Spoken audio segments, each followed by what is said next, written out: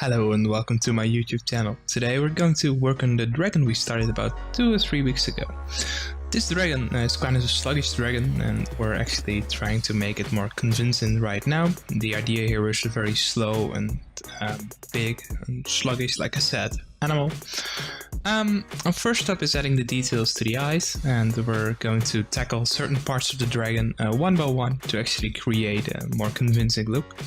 In this case we started with the eyes, and you see me in drawing here the wrinkles and adding some extra secondary and tertiary shapes, and this is you can see in the great contrast compared to the rest of the model for now, but by doing certain spaces and certain places on the model first, I can actually combine the rest with the use of alphas or other hand painting techniques. In this case the eyes first, and you can see me actually bulking up the shape here and moving up to the nose. I'm actually poking in, making sure there's a cavity there that actually catches all the shade. And after that we're going to add in more of a refined wrinkles and actually more of a textured feel. That's like skin and skin folds. And you can see me actually repeating that. This is all done with symmetry, and that's just for me to make it easier, because in this case I can work on one side of the face and it will automatically work on the other side. And at the end, when the basic modeling all is done, I can actually just disable the symmetry and add more details where necessary. I've recently bought a new anatomy figure. It's just human anatomy, and I'm going to use that figure actually to show a little bit more of details in my sculpts themselves. So in this case I'm looking at the anatomy of the human arm. So if I got the figure here, you can see the way the muscles flow, and I'm also using the back. You can see here the same the way it's all connected. It's actually something that I usually see on like pictures and I search on the internet, and pretty much it works fine, but compared to the way it was before, and if you look at the model now, you can really see it. It's more combined together. It's more like in one piece, and it looks kind of more realistic. Of course, this is human anatomy, which is not always completely the same as an animal anatomy. But for this project I thought we'll just make it at least convincing in this way. Would be more than enough, at least to satisfy what I wanted to do for this model, which was really actually creating something that looks, well, convincing. Going back to the arm here, I'm actually trying to, the first case I hadn't had the rotation of the arm right, so I've here actually fixing the rotation, making sure that it bends the way it should be, the should bend, and adding all the muscle and all the fat tissue in the places where it's needed. And you can see me in the, like if you look at the live stream, I'm constantly looking to my left where the secondary monitor, where the reference is, and also where the statue is that I just showed, the reference anatomy figure. And one thing that's always challenging with sculpts like this, the wing itself, like my reference is mostly human or animal anatomy, but there are very little real dragons. So yeah, it's always thinking about how would this really connect, and that's something that I'm trying here, just making a convincing and believable flow of muscle and tissue structure.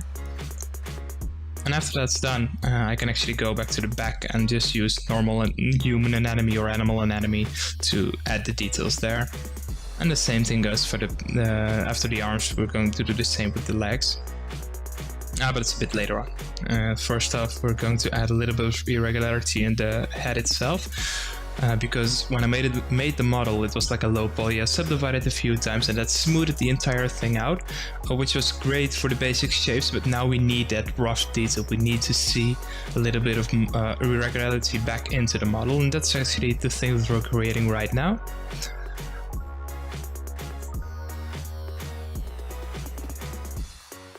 And again, it's always a balance between the big details and the overall shape. So even the arm, even though there's quite a lot of detail now in the shoulder joint, I'm still moving it around a little bit just to make sure that it's that little bit more of a better flow, and that it's just working. It's just flowing a little bit better.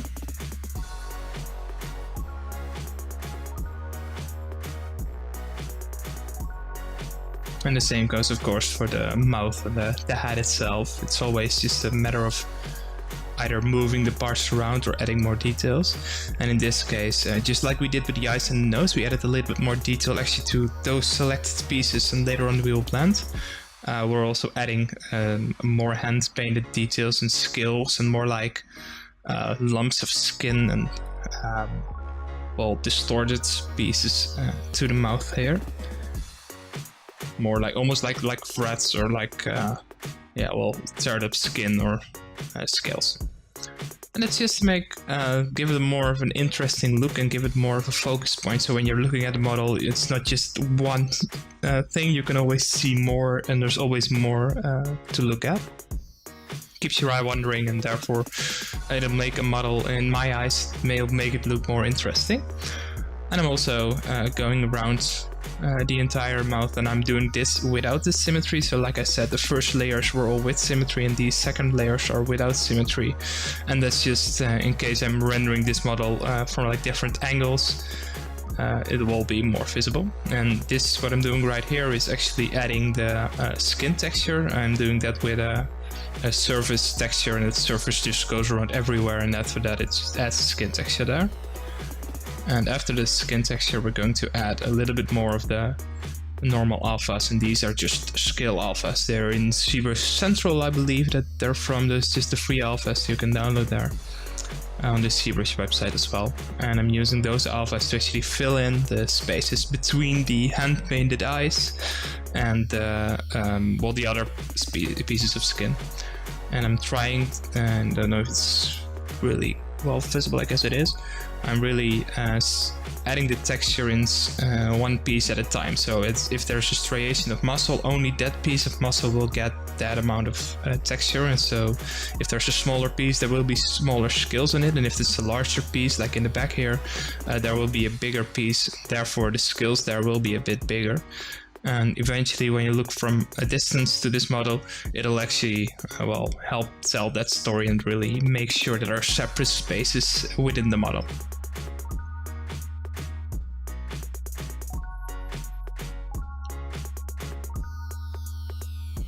And you can see me flying all over the model, and that's just because there's always new spots that, well, that my eyes wanders to and that I'm like trying to fix or get better. And making sure it all blends together, of course. I've also hidden all the other subtools, and that's just to make it a little bit easier for me, because when they're not there, I can actually paint like in the cavities where normally like the wings would be, for instance.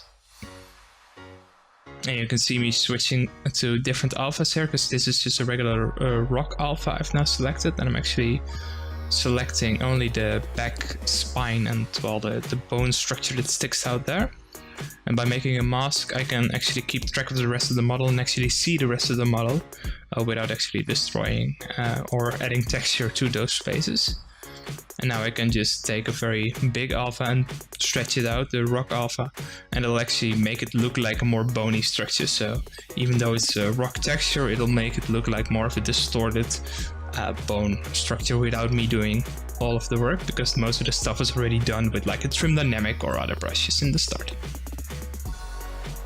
And after that, it's just placing or going back to the spikes here, placing the rest of the details.